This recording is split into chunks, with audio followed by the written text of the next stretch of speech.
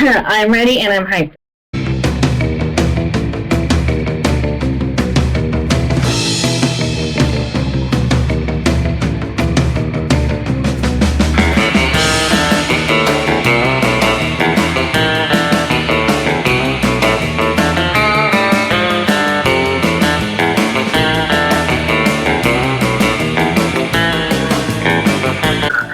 Me, I'm recording. How are you recording? I can record through the thing. Okay. Later, you, Polly, and Damien are practicing batting, just stealing bats and hiding them in people's lockers. But all that well-intentioned fun and games is interrupted by a blinding flash of light. There you are. Exactly the monsters we wanted to see. Well, needed, not wanted. These guys again, they never want to do anything fun.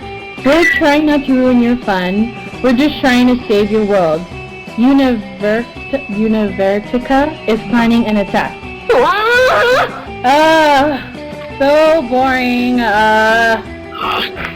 Why am I even suspecting my ear? Yes, that's what we need. Our partner on this mission, Rabaroo, died right after discovering Univertica's weakness. We need someone to speak to her spirit. Not it. Not it. Damn it. I said it almost at the same time. But I'm allergic to helping. This is a serious health issue. But I'm prettier, so I shouldn't have to do anything ever. Enough of this! Guys, seriously, the world will end if you don't help us. We don't care who, but one of you needs to step up. Whatever, just let the world end already, then I wouldn't have to take my midterm. I'm with Polly on this one. Midterms suck. Helping people sucks. Good luck with whatever you said your problem was. Well, the problem is the world ending. You're pretty sure nobody wants that. But you don't really want to help either. Time to impress one of your classmates by forcing the other one to go help. Okay. Yeah. Free drugs and alcohol? I guess it could help you out, but I'm not wasting my whole day on this. Always the same with you. How is this a waste of a day?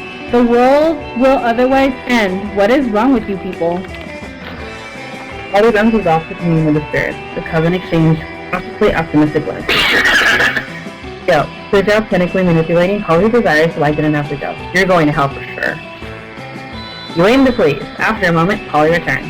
Rabaroo is a bomb.com. We totally had an impromptu undead dance party in the spirit world and it was wicked! That's great, I guess. But did you learn Universe's weakness? Oh yeah, duh! It's penicillin. He's highly allergic. Penicillin, of course! We should have known. Get a life! Great, cool, awesome. Now scram before I summon like 20 more demons to replace the one you're fighting. We must save the world! I truly do not understand how you could be so unconcerned about the fate of the world. You're all bad people. Seriously. The government prepares for you, Polly and Damien to not give any kind of flexibility in risk, just the way you like it. You gain plus 2 bonus and plus 1 fun. Alright! Alright. The bathrooms? You see Liam talking to Miranda. Miranda looks confused and Liam looks frustrated. Uh-oh. Yes! But I simply do not understand this art you were describing. You say that the art piece is a bathroom? No. For the 100th time, the art piece is the experience of going into a bathroom thinking it's an art piece. The artist purposefully gave the room number of the bathroom as the room number for the exhibit, even though there was a whole room full of his paintings elsewhere in the building. It was revolutionary. It certainly seems very complicated. Personally, I prefer the exoplanet sculptures of the Atlantean 5th Dynasty. You know, the man in the moon, the face on Mars, all of Pluto, art on such a grand scale. So mainstream. That's not art. That's populism at its worst. Well, I think that bathroom business sounds like art. But how are we supposed to discuss art if we can't even just agree on what it is? Oh, if only someone would come along to provide a satisfying definition of art, I would be so pleased. You got this, no problem. It's so simple. The second one? Oh my gosh. Yeah, the second one. It isn't art unless it makes you feel bad feelings inside. Cool. Exactly. Here's not why. For example, George Seurat's A Sunday Afternoon is not art, whereas getting stuck in an elevator for 9 hours is. But the face on Mars does not give me bad feelings. Well then obviously it's not art, Miranda. Try to keep up. If it is not art, then what is it? A mean thing your ancestors did to the Martians with primitive nuclear weapons. Oh yes, I suppose it was that. You're both so smart.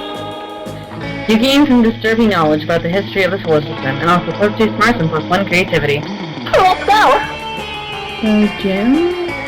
Afterwards, you see Polly and Damien eating some delicious-looking cookies. Hey, would you like to buy your cookies to benefit the agents of chaos? I'm trying to get my destructive capitalism badge. All proceeds go directly to the uprising of chaos over order, and it's tax-deductible. As I was setting fire to a nursing home the other day, I heard a voice echo so loudly in my head that my teeth rattled. It told me of an ancient order, and as it was described to me in 1,000 voices, blood trickled from my ears. And then the voices gave me a badge for harassment of the elderly. And I earned my first badge for being unable and unwilling to stop partying. My goal is to get enough badges to make a bikini out of and then wear it and nothing else everywhere forever. My goal is to get enough badges that Polly makes a bikini out of them and wears it and nothing else everywhere forever. I wonder what badge we should go for next, and what hijinks can we get into to earn it. The first one? You know what's crazy and chaotic? Being single and partying forever. Destroy the institution of marriage. Yes, please! I always say that marriage is like such an outdated institution. But think how panicked old people will be if we dismantle it. Yeah, they'll act as if it's like matters or something. I'll head to City Hall and torch all the marriage certificates. And I'm gonna go to all the bridal salons and pour pig's blood on all the dresses! Perfect! Man, we're gonna get the disrupting societal norms badge easy as pie. Badge bikini, here I come. Why even the simplest plans seem to escalate into arson and blood so quickly. Whatever, you gain plus 2 fun and plus 1 boldness. Let's do this. I don't know who I want to end up with in this game. Ooh. I guess I'm going after Damien this time because of that last one. Yeah. No fun Damien staring at Miranda's elaborate silverware spread while her eating serfs chow down obediently at a neighboring table. I still don't get why you collect all these stupid forks and spoons and shit. I mean, even the knives don't really look that deadly. Silly boy, this silverware is not for killing. Things can be for stuff other than killing? That's lame as hell. It's basically useless. I mean, you don't even eat. Your serfs do it for you. Well, of course they do. But they're not using any of your silverware. Naturally they aren't. Serfs must eat with their hands as befits the lower classes. So you're saying this silverware collection has no practical purpose? Things have practical purposes? These two could go round and round like this forever unless you say something to resolve the dispute.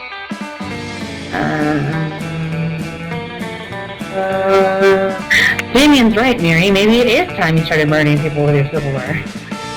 I mean, I was just giving her shit, but I am in favor of any plan that gets more people murdered.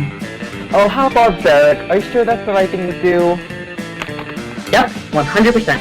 Absolutely. Well, alright then. Yum Yum, Daisy, take the sharpest of these silverwares in your filthy peasant hands and go murdering, would you? I was kind of hoping you would do the murdering yourself. If we're living in an age when a lady can't outsource her sense of murder to her servants, I don't know what the world is coming to. Fair enough. As long as the murders get done, I guess I don't care. Miranda even outsources some silverware murder to you and Damien as a team, and really brings you closer to each other. Alright. Go to the table with Polly and Liam. Okay. You find Polly and Liam not eating as usual, because, the food in this cafeteria really is atrocious. It's hardly even worthy of Instagram. Haha, what? I don't even eat the food. See, this is exactly what I mean. We can do so much better than these subpar culinary portions. Oh, I see what you mean. You mean the two of us should have a cook-off. What? No. Did you say something? I'm not listening because I'm so psyched about this cook-off. I At no point did I agree to. I've got a huge advantage though, because I've cooked so many drugs. Oh, you think you've got the advantage, huh? I've been alive for centuries with culinary history. It's on. The two of them dash into the kitchen, ignoring all rules of law, school, and common decency as they commence cooking. Two celebrity chef judges appear to critique the challengers. I think they're both equally horrible, says the cruel British judge. I think they're both equally marvelous, says the overly nice British judge. Both judges turn to you. What do you think, tiebreaker judge? Whose meal truly is the cat's pajamas? Liam. Liam, because I think that glass jar of fresh human blood really goes with the parsley that's on top. Ha! In your face, Wolfgang suck! That would be a better name for Scott. I'm not even a wolf. As a matter of fact, that would be a better name for you. Oh, what? Because I'm a vampire? Oh, that would totally make sense. No, I just meant because you suck. Well, this sucker just brought the judges with my blood tartare. It's raw, organic, free-range blood, unethically sourced from a local terrified human. And that parsley, farm to table. Or rather, farm to blood. I threw it in the blood. I like the color. Actually, it's well known that nobody knows what parsley tastes like. And you probably never will, because you're certainly not drinking any of that concoction. You tell Liam his prize for winning the flip-flop is eating lunch alone with you. Slurp slurp. Dimitri's here? I don't even know who this is. Does Liam come to lunch? Like an evil banquet? Or it's important or something? Okay, I'll vote him. Okay, got it. He's gonna be like a super edgy emo guy. Okay. I can see the confusion writ upon your face, and I can assure you, I am not here to indulge my palate in the delicacy that is sloppy monster fries. Dimitri pulls out a clipboard and a stack of pamphlets. Come to the dark side. Oh. I am here on a recruiting mission. Tell me, have you ever considered the benefits of joining the dark side? I have. The pay is great, wherever you can steal. We have a killer dental plan, things included, and the upward mobility is unbelievable, because your superiors will constantly be killing each other. Plus, you get to go to bed each night knowing you helped to make the world a little less safe. You give Dimitri a disapproving look and point at your Dare t-shirt. Oh, you've gone through dark arts resistance education, have you? Well, let me sweeten the deal then. How about a free trial of one dark side perk? Sure, what's the worst that could happen? You ask him to explain. Oh. Oh, you me? Yeah. Oh my god. Shut up. I can't see. The first one? The art of monologuing about your evil plans in great detail when you have your enemies trapped in a compromising position. Your power is admirable and sexy. Oh, you want to know how to monologue like a true villain, do you? How interesting. How very interesting indeed. Little do you know that this is exactly as I planned it. First, I shall teach you the rhetorical finishes that make up a truly intoxicating dark side monologue, and then you'll be hooked. The first lesson is free, of course, but soon you'll be begging, pleading with me to give you just one more fleeting glimpse at my dark thesaurus. You fool, you have stumbled straight into my insidious questions. Once my grasping fingers close around the neck of your soul, there will be no Hey, where are you going? I wasn't done with my monologue. Hey, bring back my wallet. Okay, yes, that was all part of the first lesson of evil monologue. Make sure your victim is actually trapped in a compromising position before monologuing. You are an excellent people, and I look forward to working with you further on the dark side. Now, will you please return my wallet? I have coupons in there. Maria Santiago? Coupons aren't the only thing Dimitri has in his wallet. There's also plus more money. Plus more money. I'm bugging back. You stole from him? Let's do this. Okay. Who am I trying to get? Oh, I'm trying to get Damien. Right.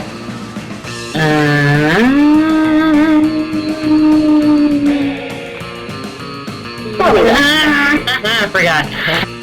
Yeah. Oh, nothing better than the smell of money. Well, actually, there are only better smells, but you know what I mean, right?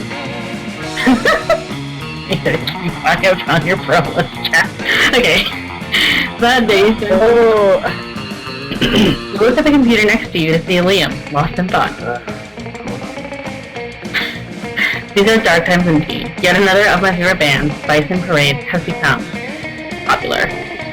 It seems as if bands these days are becoming well known before I even have time to shift my sincere appreciation to ironic disdain. I hope that the internet will provide some solution to my problem, but you know how the internet is. All selling dicks and cats falling out of windows, the occasional auto-tune remix of an Academy Awards acceptance speech. Nothing I haven't seen 1,000 times before. Perhaps the problem is that my taste is too good. The bands I like can't help but become instantly popular. I need someone with less toned aesthetics, like you. Please, friend, help me find an unpopular band to worship until pop culture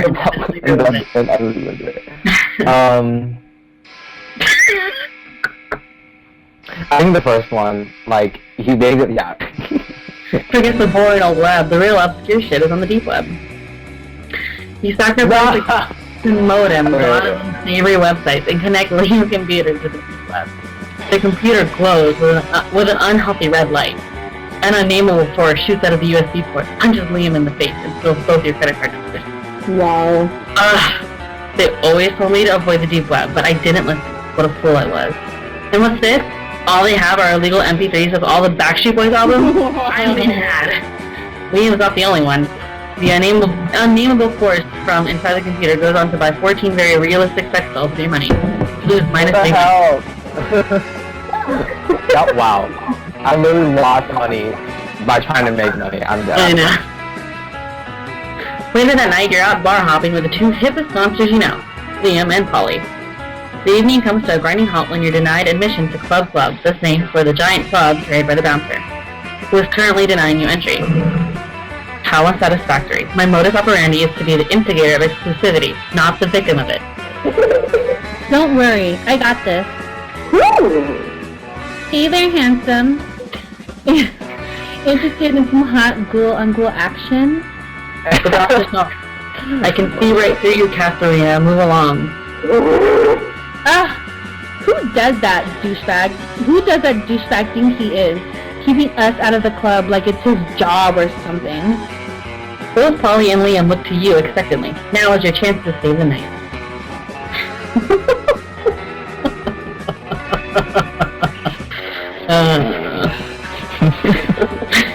Oh my gosh.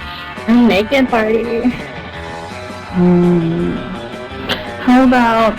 I don't know how much it's gonna work. Whatever. Let's start a naked party. What a better party. She says that with so much resign. You take off your shirt and begin swinging it above your head, making siren noises like a sexy ambulance. Immediately, the crowd's attention is captivated. You dance the dance of the uninhibited, moving with the grace and elegance of a coked-up giraffe. The crowd follows your lead. Ghosts and ghouls alike slip out of their skirts and skinny jeans. Mummies unravel their bandages. As people inside Club see what they're missing, they flood to join in your naked rave. In the morning, over an epic hangover breakfast, you reminisce about last night's show. What a surprisingly pleasant turn of events, and a rare opportunity to work on my moon tan. I think my favorite part was when we literally fucked the police. Best night ever. Yeah, it was. You sure showed everyone the power of self-confidence, team spirit, and give you no fuck. You gain +2 bolas and +1 fun. Hey, alright. Ooh. Oh. Yeah, Nothing's better after a hard week of paying zero attention at school than blowing off steam by blowing things out. You, Liam, Damien, Polly, Nathan, and Amira are having an awesome time drinking and causing destruction of personal property when suddenly, everything goes black. You wake up an unspecified amount of time later in the darkness, easy and chained. Dude, am I tripping really hard, or are we chained up in a well or something? From somewhere far above, you hear the shrieking cackles of the Slayer. Yes, you are. And the well is being filled with water, and soon you'll drown. Guess you should be more careful when accepting drinks from strangers. Nah, that sounds like something pussies would do. Girl, this is so uncool. I know you have something going on with Damien and Liam, but me? Come on! Empowered women empower women! Sorry. Water says pouring in, but nobody seems especially scared. If you think about it, this is a pretty shitty plan. I don't need to breathe, and Polly can just phase out. Yeah, why not just take you to the heart while you're drugged, or chop my head off? So everyone's a critic now, huh? No, but seriously, girl? I'm just going to disappear in a minute and reappear somewhere else. So as far as I'm concerned, the big takeaway from this experience was that I got a free drink. And free drugs in that free drink. I'm not all well and good, but you're not sure how resistant to asphyxiation you and your other buddies are. We look around the well. There are tons of coins people have tossed in over the years to make a wish. Along with a few random pieces of trash that people decided to discard, or maybe threw them in to also make wishes? Who's to say? Is that an old pamphlet on Episcopalian principles? So, I was distracted by that rusty iron bear trap. And I'm just living for this glow-in-the-dark dildo. Wait, maybe we can use him to escape. I feel weakened from the drugs, which is lame. But I bet I can break one person out who can free all of us using these 3 random items. But who should it be? Maria Santiago, you seem to know everyone's business. What do you think? Ooh, good question. Which of your friends could use an Episcopalian pamphlet, a bear trap, and a dildo to escape from the law? So it's someone who has the most creativity and the most heart. And you don't have that. Ooh. Definitely Nathan. He's an artist. His well, his canvas. An Episcopalian pamphlet, bear trap, and dildo. The out here with an artistic eye. Are you kidding? Amir is the best-selling author of the non-fiction work, How to Escape from a Well Using Religious Paraphernalia, Hunting Gear, and a Sex Book. The moment has finally arrived. Not gonna lie, that last one's pretty accurate considering. Paraphernalia. I'm fucking dead. I can't. Too much. This is too much for a weekend. For a Saturday night. Oh my god. I kind of like the last one though. Yeah. That's my creative as well. Okay. Great. Amir it is then. Get ready to be busted out of your chains. With Demon Shark! So most it be, with a flash of devilish muscle, Amira is now free to begin her brilliant work. Hacking the dildo, the Episcopalian pamphlet, and the bear trap, one on top of another, held together by some of the pennies, Amira has cobbled together. A dildo, an Episcopalian pamphlet, and a bear trap stacked on top of one another with pennies. That's so good. Like, you didn't really do anything with them, Amira. You just stacked them. I'm seeing some pretty pathetic avant-garde art in my life, but this is the worst of all. I wish I had broken your face instead of breaking your chains. Yikes, this is getting bleak. Luckily, the well suddenly stopped filling with water. Damn it! You hear this lyric call? I thought 6 water bottles would be enough to fill this so well. I'm not sure why. What a shit show. This is so embarrassing to watch. Almost as embarrassing as Amira's complete failure to build anything, and Maria Santiago's shitty life choice of picking her. I mean, I feel like I'm getting my strength back now. If you want something done right, better smash everything. Damien does, and all 6 of you are free. Free from your chains at least. You will never be free from the shame of this experience. And both you and Amira lose minusly both. So let's go! Okay. Just so you know, the class is where you're gonna buy something if you don't be careful. I just know. Oh, I see, because the girl's right there. Yeah, I haven't been paying attention to that. You see Polly looking unusually depressed. She's usually on hella good drugs at this time of day. You asked us that. I'm gonna live forever. I was yelling that at a party last night because they were playing that cheesy Spain song. You know the one, how it was called? Oh yes, I'm gonna live forever, duh. But then I realized it's like literally actually true. And forever is like a really, really, really long time, you know? What if I run out of stuff to do? What if aliens take over and they ban partying? What if the Earth blows up and I have to live in space with a dumb, boring space animals? I get bored when the bus takes an extra 10 minutes to arrive. How am I ever gonna stay hyped for eternity? Meth. Oh, you're like a genius. All this time I've been avoiding meth because it, like, kills you or whatever. But it can't kill me. I'm already dead. That makes me lose my teeth. I'm a ghost. Don't got no teeth. It's like meth was designed for me. This is basically the biggest life hack ever. Or should I say, death hack. Oh, you said mood, almost a fun like that. You can cut too fun and plus one bulb. Let's do this! Let's do this! You're hanging out with two of the baddest asses you know, generally being bad in asses when suddenly a masked villain bursts in and threatens you. I have been waiting a long time for this confrontation, he says, following you, hunting you, waiting for the perfect moment, and now, prepare to meet your doom and pay for all that you've done to me. Holy shit, I've never done anything wrong to anyone ever. I have no idea who this could be. I've done so many things wrong to so many people, I have no idea which one you could be. Wonder no more, says the masked villain and rips his mask off. Oh my god, of course!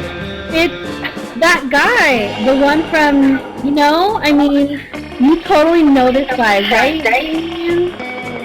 Never seen this dude before. He must have beef with Amira. I have beef with all of you, tiny fools. It is I, Univertica Jr. Oh, of course! Univertica Jr. No clue. You collaborated with your three best friends to destroy my father. Scott, Vera, and Miranda? No way, he means Liam, Coach, and Alfred. I mean Faith, Hope, and Joy! I have no idea who the fuck those people are. Yeah, literally never heard of them. Puny mortal! They're classmates of yours who formed the Coven! Oh, the Coven? They have names? Yeah, I definitely always think of them as pretty much one entity. Oh yeah, right. That one time they made us talk to their dead friend, Rabaroo, to get the secret to killing some lame villain, and it turned out he was allergic to penicillin, right? What was that dude's name? Univertica! And I am Univertica Jr. Oh, you would think. Seems like you really pissed this bad guy off. Luckily, you watch fiction. You know how this shit goes down. Thinking quickly, you... Okay, I'm just gonna go with it. Take this opportunity to reveal your real plan. You are only befriending the Coven to betray them. Wahahaha. Just befriending the Coven to betray them, eh? Univertica Jr. chuckled. A likely story. That's what they all say. Quick, if you're really not best friends with the Coven, what's their favorite color? Black, duh. Wrong! It was a trick question. Faye's favorite color is green, Joy's favorite color is purple, and Hope's favorite color is blue. They're individuals, people! How hard is that to grasp? I don't know, man. They really do just read as one person to me. One person I can't wait to help Amir betray, obviously. You three really aren't best friends with the Coven, are you? In fact, you're not even very good classmates. Whoa, bro. Don't stretch it. Like you know all your classmates' favorite colors. You didn't even know their names! You should get to know them better, though, if you're thinking about seriously betraying them. Know thine enemy and all that. I've got big plans for what I'm doing next. Here, let me tell you every single plan I've formulated against them. He spends the next hour doing so, while you hastily jot them down in a notebook to present to the Coven later. This is great, because it puts them several steps ahead of the Nemesis, which is hopefully enough steps that they won't need to ask you to help ever again. Holly and Damien are thrilled with this prospect, and you get plus 2 smarts and plus 1 boldness. Alright. But Liam isn't paying attention to any of that. He corners you afterward to lecture you on Instagram filters. What no one seems to understand about filters is that they're not about making pictures better, but about making pictures browner and harder to see. That's why I use my own proprietary filter for almost all my photos. Infinite Crop. It's also probably why I have... It is also probably why I have only 6 Instagram followers, but we must all make sacrifices for our art. In any case, I have to go. There's a dead rat in the parking lot I simply must document. As soon as Liam's gone, Miranda peeks out of an air conditioning vent. Goodness, the situation is even more dire than I thought. If Operation Make Liam Popular Again is to succeed, we must get started immediately. What's that? Why yes, of course you're part of my operation. I unwittingly force people into my service all the time. Oh, you want to know why it's called Operation Make Liam Popular again? Well, he's been alive for like centuries, right? I'm sure he must have been popular at some point. I'll check the history books later. There's no time now. Please, wait. Phase 1 is getting Liam more Instagram followers. I took the liberty of having my royal spies discover the password to his account so we can give it a total makeover. But what to do?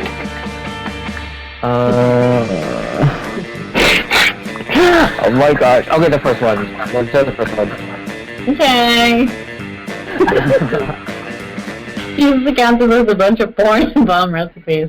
What is? Oh, the chairs. Go. What is porn? Never mind. If you suggested it, it must be something very classy and suitable.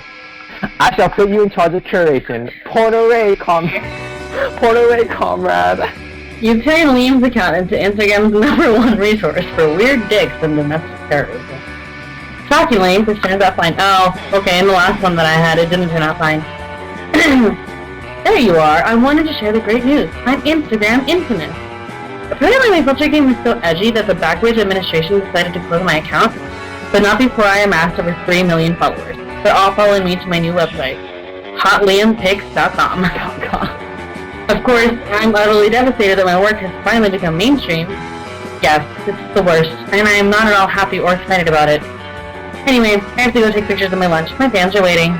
You're not sure they're waiting for what Liam thinks they're waiting for, but whatever works, right? You get close to creativity and +1 charm.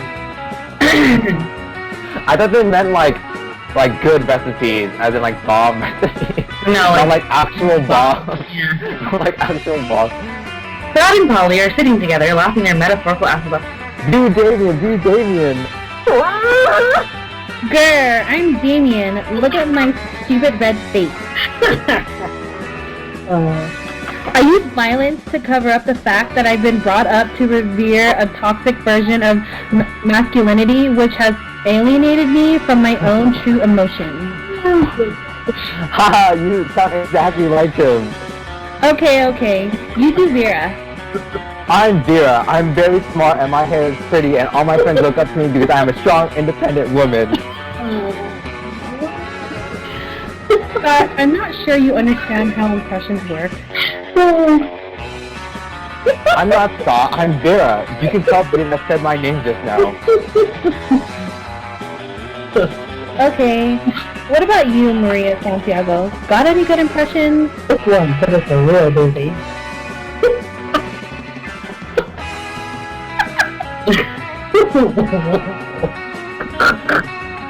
Okay, do the woof woof.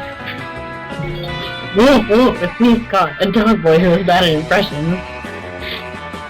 I know you're doing an impression of me because you said my name, but... Oh my god, that sounds exactly like him. It does? Yeah, remember that time we took that impressions class together and we had to introduce ourselves? Oh yeah, I guess I did say woof woof, it's me, Scott, a dog boy who is bad at impressions. But I didn't yell like that. I'm sorry, are you the real Scott? There's 2 absolutely identical werewolves in front of me and I can't tell the difference. Polly insists on a smooshing contest to determine who the real Scott is. Room is winning in more ways than one. Alright. Alright. The table with Liam and Vera, yeah. Yeah, I can use a Vera voice. Okay. I want to use Vera's voice. Okay. Can you take your seat to say arguably the 2 corresponding all the time? You're plugging using the 2 pieces of it. Yeah, are you eating manicure steak again? Yes, and it's delicious. Would you know the amount of cruelty involved in the mainstream meat production industry? Yes, and it's delicious. Besides, Liam, you're a vampire. Don't you only consume things that are dead? Well, yes, I suppose, but it's always ethically sourced, organic, free-range, and human. The human population is out of control, and eating them is the most environmentally responsible thing to do. Listen, Liam, I happen to have a personal feud with every single animal I eat. I make sure to meet all of them first, and ensure I'm devouring only the ones I hate the most. It makes it extra tasty. Well, then, surely you could inflict such pain without going through the cruel meat industry and supporting factory farming.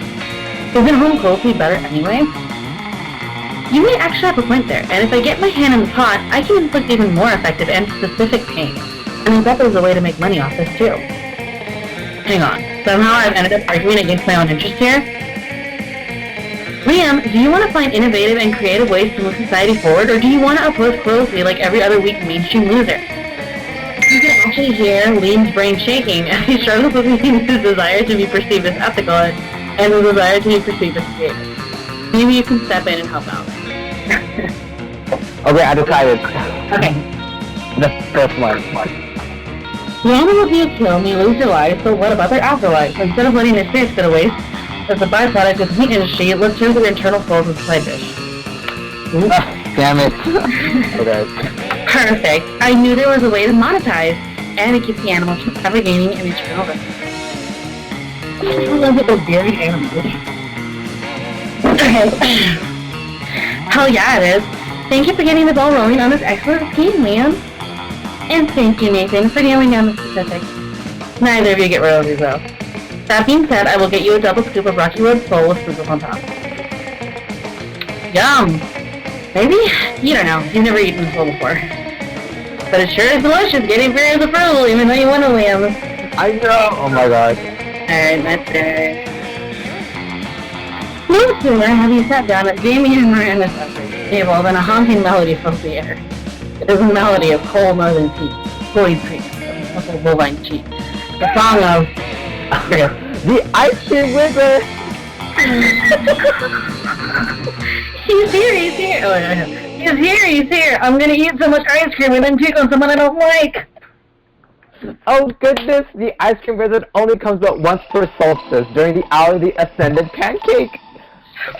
You see an old dude in a floppy blue hat pushing a refrigerated cart with dish shit magic painted on the side. So many great options to choose. Should I get a magma bar, brain destroyer, chocolate boomstick? What about fear of death? Frozen cobra, berserker berry bliss? The wizard's frozen treats invariably turn me into a frog for some reason. Perhaps I simply have not tried the right one yet. But what's to try? If only someone would suggest a solution to what is truly the most difficult problem I have ever faced.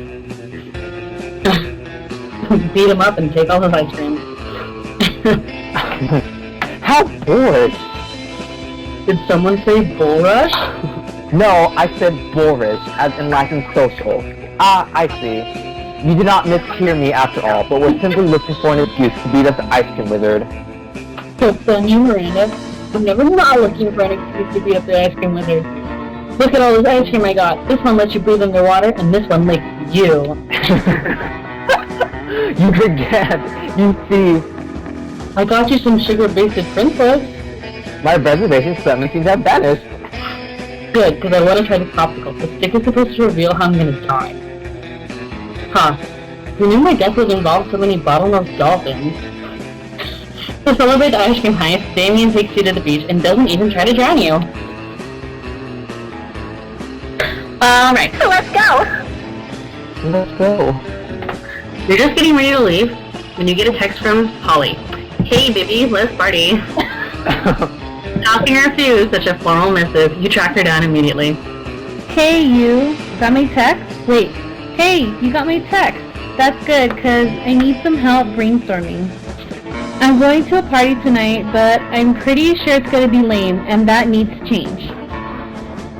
See, it's a costume party, you know, where everyone dresses up as their favorite humans. I'm going as a sexy tax attorney. But I'm not sure even the sexiest tax attorney can rescue this party from the depths of lame-itude.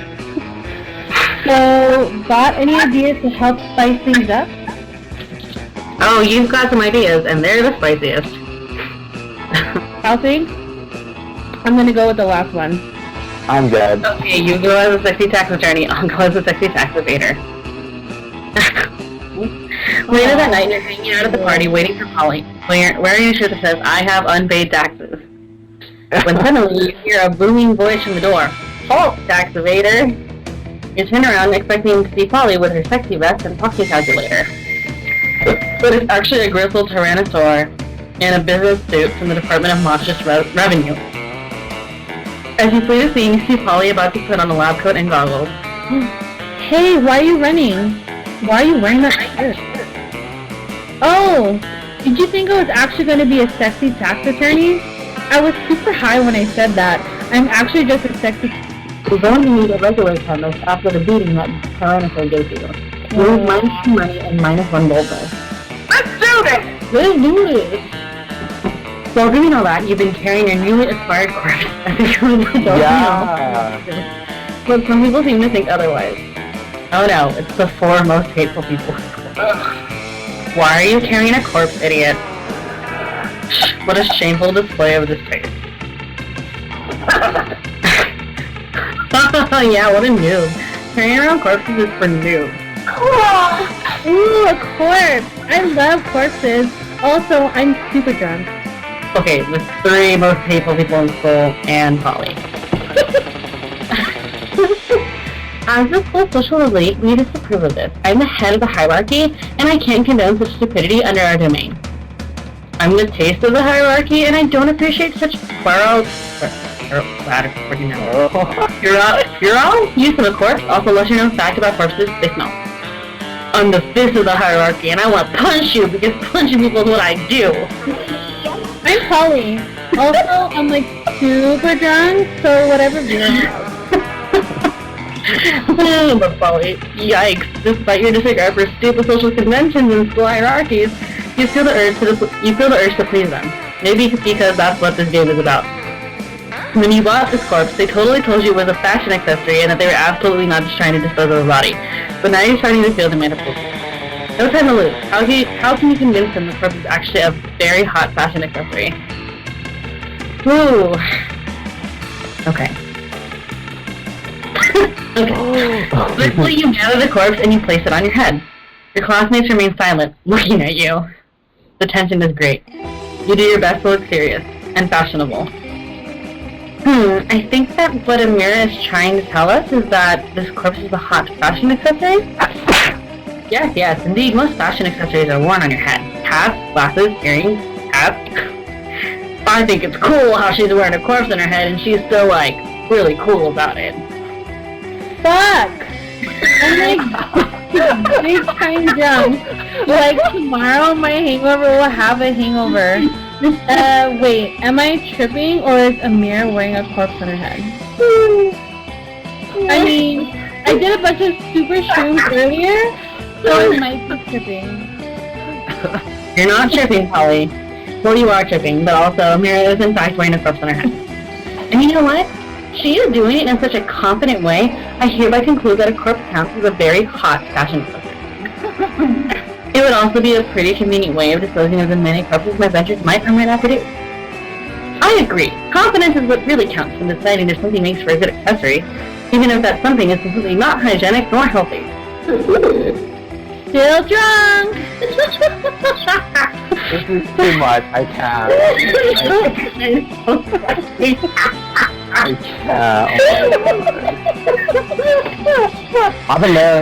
It's like Polly was made for you. I can't. I fucking love Polly. So all of them signed the decree that establishes a corpse as an acceptable fashion accessory, as high school social bureaucracy requires. Today is a bright day to have a corpse in your possession. You gain +2 charm and +1 speed. Afterwards, Miranda beckons to you from a darkened corner. Co-conspirator, over here. Phase 1 of Operation Make Liam Popular Again was an overwhelming success. Liam is internet popular. Now we just need to make him real life popular. And what better way than by making him Prom King? Jeez. Unfortunately, when I asked him to run for Prom King, he said, and I quote, never, never, never, not in 100 years, and that's not an exaggeration because I've been alive for hundreds of years, and I've never run for Prom King, so there you go. Which is clearly his cryptic way of saying he wants us to make him Prom King. My first thought was to murder the current Prom King after establishing Liam as his rightful heir, but I couldn't find any bloodline charges to work from. So I suppose we must engage in this democratic election the school is holding. Now, how can we secure a win for Liam when he is opposed to running or making any effort to win. Oh my god! I can't. I don't know. Like, it's Wow. I'll dress up as Liam and give the best campaign speech anyone has ever given. That's a great idea. You look just like him. Yeah. So you squeeze into some skinny jeans, some suspenders, a lot of purple paint, and then a sense of smug superiority, and gather a crowd in the auditorium. Ladies and gentlemen, you want to say it? No, yeah, I can say it. Ladies and gentlemen, and for too long, our school has been ruled by prom teams who care about things. Caring about things makes you weak, because what if you care about the wrong thing? I, Liam the Lion Court, will never be wrong because I don't care about anything. I don't care about my dumb clothes or my stupid man bun or any of you. To be honest, I don't even care if I win. If I don't, I'll just blow up the school with hydrogen bomb I buried under the cafeteria. You walk up the stage to thunderous, terrified applause. You don't know whether it was a speech or the start of extinction, but Liam wins by a landslide. Drats and curses. Rumor says I will be elected prom king in spite of my sincerest wishes. How horrible to have the love of the entire student body showered upon me. The cold blackness of my soul, which has so long sheltered me from my true emotions, God, it's thawing. This is terrible, and I'm in no way enjoying it. Still, I should probably pick out a tuxedo, you know, so as not to appear ambitious. You're happy to help Liam pick out a tuxedo. You can help measure his body. You gain +2 fun and +1 creativity. Oh my god. I didn't think that would work well. I didn't think it would work either. What? Again? Yeah, Mira said I'll go, because Mira said I'll go, like, she's the only interesting character between us. You're practicing your moves against the invisible ninjas, who are totally real and totally after you. When you fight a much more visible threat. You'll fuck hammer. I need your advice about something. Wow. Do you know what the most powerful force on Earth is? Stronger than anvils or swords or my 9-pack abs? It's love. And I think I might just be in it with your buddy Amira. Hey! And sure, love is already hardcore because the feelings are so strong, that's badass. But love will be doubly as strong and badass if it turns out that Amira is as hardcore as I think she is. And of course, there's really only one way to judge a person's true soul. You know her pretty well. Do you know where her inner murder weapon would be? Duh, of course you do. By which you mean you're happy to totally make it up on the spot. So now's the time to decide Amira's fate. Fine, right? Don't be a dick unless you want to, in which case totally go for it. Major cardiovascular diseases. Amira is the ultimate murderer. The leading cause of death worldwide and something capable of catching up to tough motherfuckers who don't about everything else. And electric chair, that's how boring Amira is. She would be standard government regulated now. The first one? Okay. Thank you. Yeah. Damn. I wouldn't. That is so That's funny. I wouldn't have even thought of that. If major cardiovascular diseases were a knife, they would be the sharpest and deadliest knife ever. Well, I love them. If they were a sword, it would be two katana. If they were a gun, it would be an atomic bomb. Wow. A cardiovascular disease was raging in Amira this entire time, and I never even knew it. Well, that's confusingly worded to say the least. That is actually really confusing. But luckily, since you were the one who started this metaphor, you know that Amira isn't likely to die. Unless she is dying, they would have found with Damien, in which case, bam, you're welcome, Amira. You can first people, not yourself. Yay! You got him, man. I'm stupid! That's the point they gave you? Okay. My performance is pretty low. Tell me that. Oh, I'm stupid! Okay, I wasn't paying attention. No, I'm stupid. Always of your activities, you come across Vera and Polly hatching yet another scheme. Oh, hell yeah. You sneak a little closer so you can eavesdrop. Listen, this is sort of fruitful partnership so far in terms of making people look like imbeciles. But I think it's time we monetize. Big firms don't buy fresh outfits. Yeah, fine, whatever. I guess I could use some new things or whatever, but like... New songs. Oh, new songs. Oh, wow. some new songs or whatever, but like, I don't want to stop making people look dumb just so we can make money. I don't want to sell out. Personally, I can't wait to sell out. But here's the point, we can't sacrifice our brand. The question, of course, is how do we do both? Yeah, how do we get rich off yanking people's chains? Careful with your choice of words, Ollie. What? Chains are a big thing for ghosts. Of course. We don't seem to have any immediate ideas. Maybe you can offer a solution? Those stealing ones. Oh man, do I have a great frame for you? I call it stealing. Stealing. I like where your head's at, but it could use a catch to your name. What about humping? Oh my god.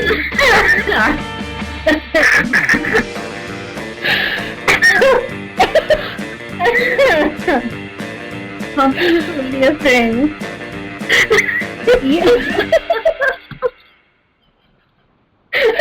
Yeah, but it's awful.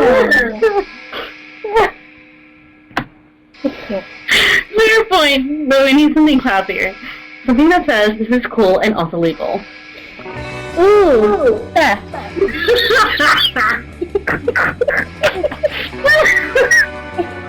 Swimmer. Oh, what about finance? That's already a thing. Fine. How about ambush finance? Oh yeah, that's hot. You leave them to discuss whether they can trademark stealing. Meanwhile, you gain close to creativity and self and boldness. I can't. Okay. Oh, right. Oh my god. This is too much. I can't. I'm dying. Later, you see Liam scrolling through his phone, looking like the embodiment of ennui. Hey, Nathan, what are you doing? Fucking classmates for romantic purposes and offering rather absurd advice? Magnificent! I could use some rather absurd advice. I was exchanging messages with a weird koala on this dating site, and all was going well for a time. But I've grown tired of it too. He's a bit clingy, and being clingy is my 7th biggest turn-off. Right between sarcasm and literacy, and actually being a pickle and not a person. The postmodern protocol dictates for me just to ghost him and never talk to him again. That's horrible, and I would never do that to someone. You see, I'm Liam, handsomely mysterious yet a true gentleman. But neither do I want the emotional turmoil of telling him how I really feel and having an actual conversation about it. What an ordeal. So I've settled on just sending him a bunch of emojis and then never texting him again. That should do it, right? The thing is, how can I convey the complex array of sentiments through the friendly language of emojis? This is your time to shine. Show Liam you excel at complex sentiments so that he might someday feel like sharing them with you.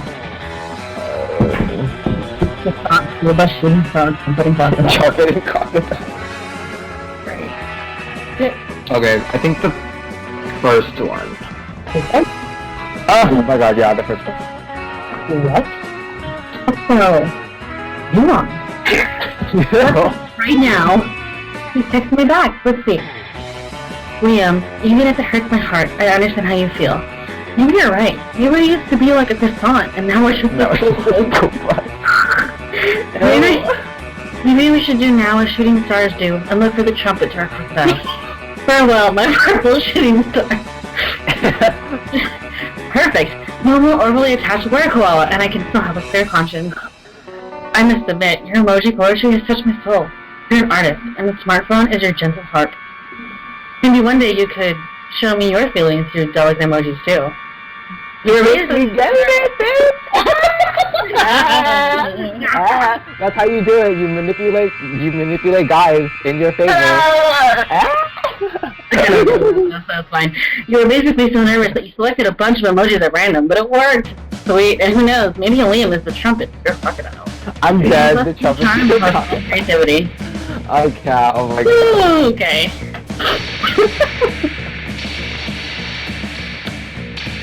Let's go!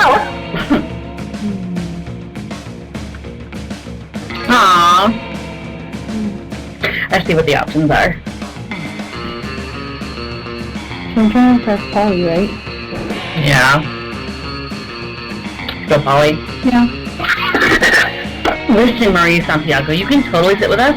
I just hope you didn't bring a gun to a bazooka fight. Yeah, we're showing off our best flask. Well, not the best flask exactly, but the best content.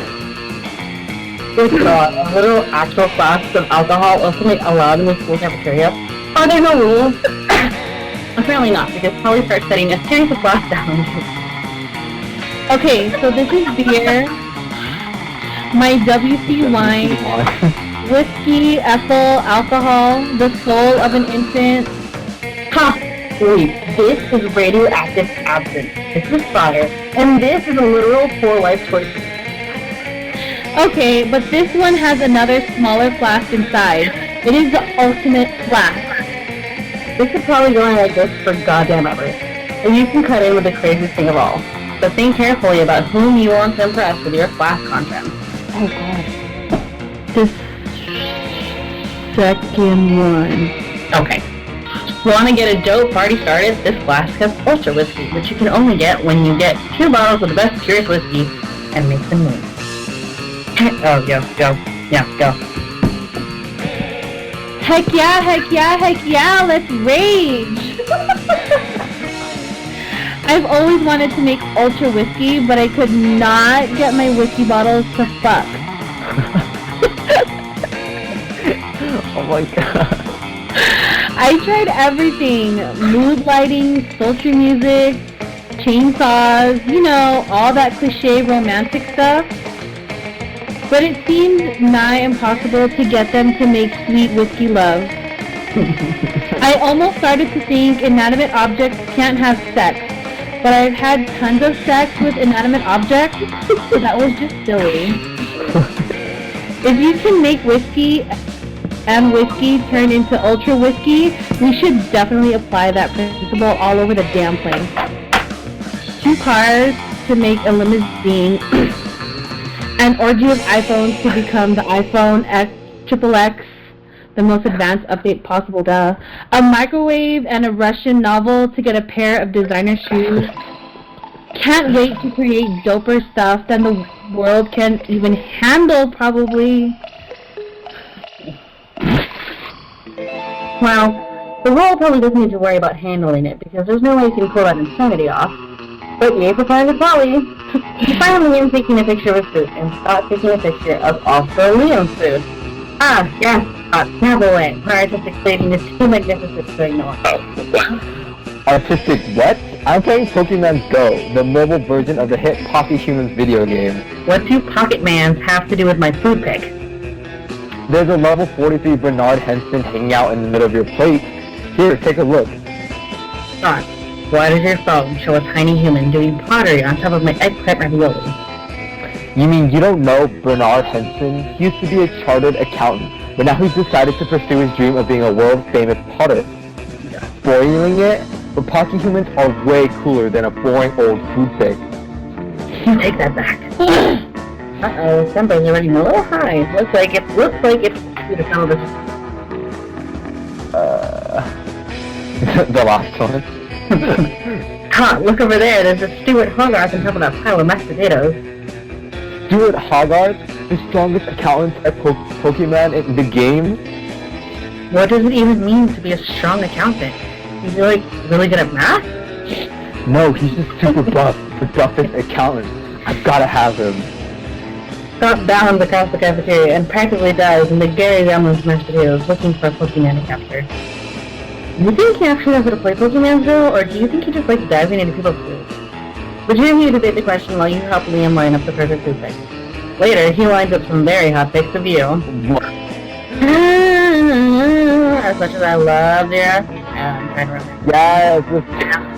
So, time for the interdimensional space dance. You're enjoying a quiet meal by yourself when a wound opens in the fabric of space, revealing the interdimensional trend. Greetings, my love. Greetings, hero. I have a task for which no hands are fit but yours. A portal is sealed against me, which I have not strength enough to open. Please help me to break the seal. On this jar of kosher dill pickles. Seriously? You take the jar from him, pop off the lid, and hand it back to him. Maybe he'll leave you alone now? Oh, bless you, hero. Your noble deeds deserve a noble title. Yes, I'll give you one free noble title. Redeemable now. Maybe he'll leave you alone if you accept the title. Anyway, having alone would be sweet. Check his phone to see your options. Foreign minister in charge of exchange Hampton's most unscrupulous treasurer. What does that even freaking mean? And what I think it depends on what my stats are, so I'm just gonna go with this. A most appropriate title indeed. You shall be in charge of exporting handsomeness from my dimension into yours. Here, have a month's supply of handsomeness, just to get you started.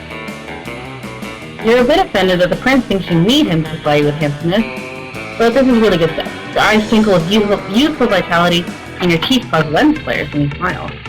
Everyone in the cafeteria is stunned by your sudden beauty. Maybe you won't bother exploiting bullshit. Maybe you won't bother exploiting handsomeness after all. You gain +4 charm. Damn. We're almost done. Oh my god. You're minding your own business when Vera grabs you by the collar and yanks you into a huddle with her and colleagues. We're in big trouble, asshole, and it's all your fault. Yeah, Ambush Finance has been a huge success. Too huge. They want us to write a book about it. But we don't know how to write a book. And you already accepted the advance. So I took a bunch of Adderall and wrote 220 pages of garbage about stealing. But of course, the publishing house won't accept it. They say it's missing a big reveal at the end. Some kind of ultimate secret to Ambush Finance success. That's where you come in. Yeah, you came up with the idea in the first place. For which we owe you absolutely no royalties, by the way. So we figured you could help us come up with a big secret for the end of the book. What do you say? Keeping in mind that if you say no, I will have you skipped.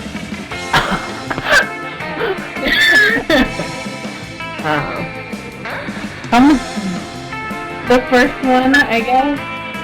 The ultimate secret to Ambush Finance is that there is no secret and you're all suckers for buying this book. That's the best you could come up with? The secret in Polly's original draft is better than that. Yeah, and mine is just a picture of two dudes shaving each other. Like, turn the page for the secret to Ambush Finance, and then boom! Gray pubes. You know, actually, that's pretty hilarious. We should just use that. No, it's horrible, but this nitwit hasn't given us anything to replace it with. Come on, let's go extort a motivational sticker or something. They're gone, but you can't get the image of two old men shaving each other out of your head. You lose -2 creativity, -1 smart. That was so good, though. Okay. After your previous adventures, now corpses are unacceptable and quite hot fashion accessories. Oh. You've become a well-known trendsetter advocating for your beloved corpses. Life is now all fancy and busy. Luckily, you have your sexy secretary to help you with all your new tasks. He's my secretary. Listen, Nero, we have a problem. If you had assumed your sexy secretary had to be female, then shame on you. It's been leaked that Vogue's next issue will include an article titled 10 Reasons Why Wearing a Corpse as a Fashion Accessory is Not Chic and Probably Also a Crime. I've done some research and found a journalist. It's a bro called Theodore Fedora. What should we do, boss?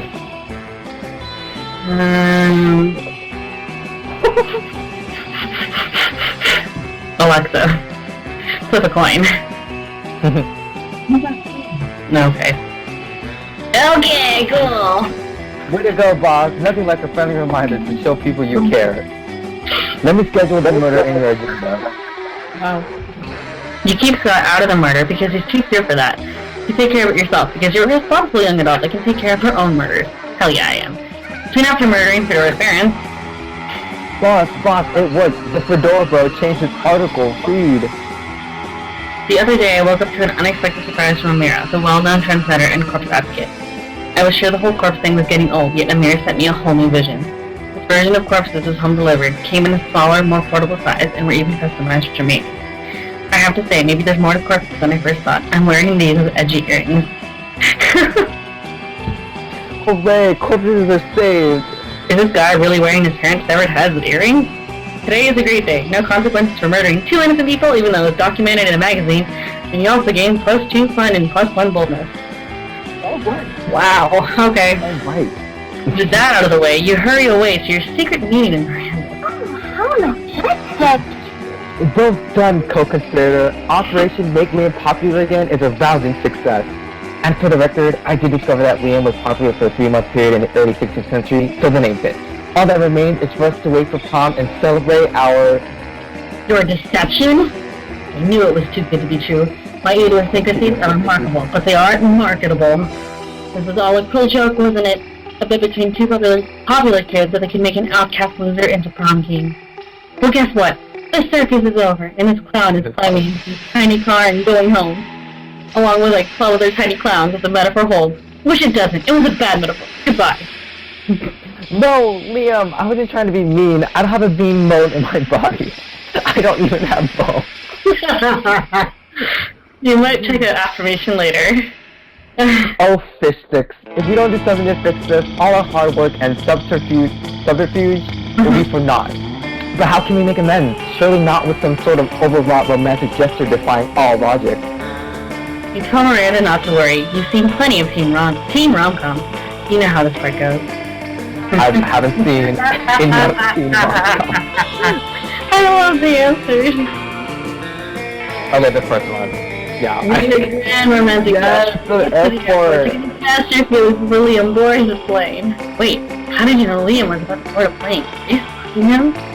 If you are, that's fine. Isn't that what all romantic comedies ever have supposed to do?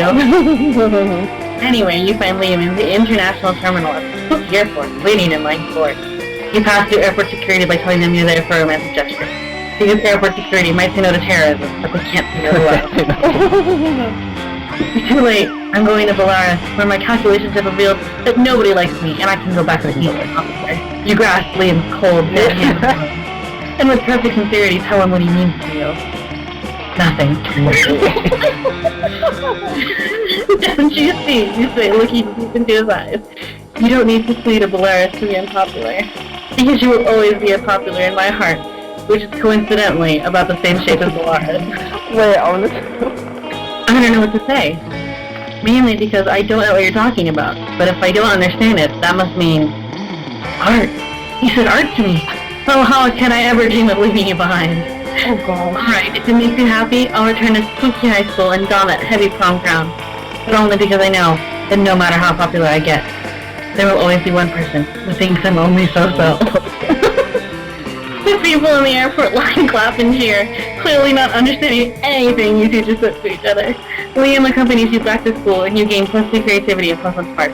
Also, you should visit a hospital since your heart of Belarus can be anything to help us. That was great. Okay. Oh. Okay, here we go. That was Polly, right? Yeah. It's party time! It is Polly time.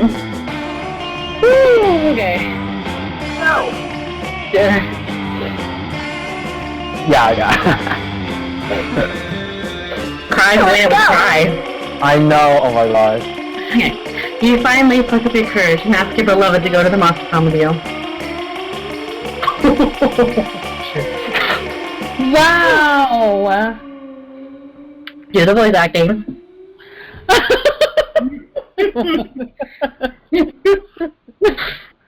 Not a chance in the world, darling. It's not you, it's me. And by that I mean it's you. Bye! Yeah. No way, Sue! You were so ashamed by your failure that after prom, you Photoshop Garfield into all your prom pictures to fuse your prom date. Yeah, Garfield, your orange cartoon cat. Not your brightest idea. Anyway, she's eating ice cream as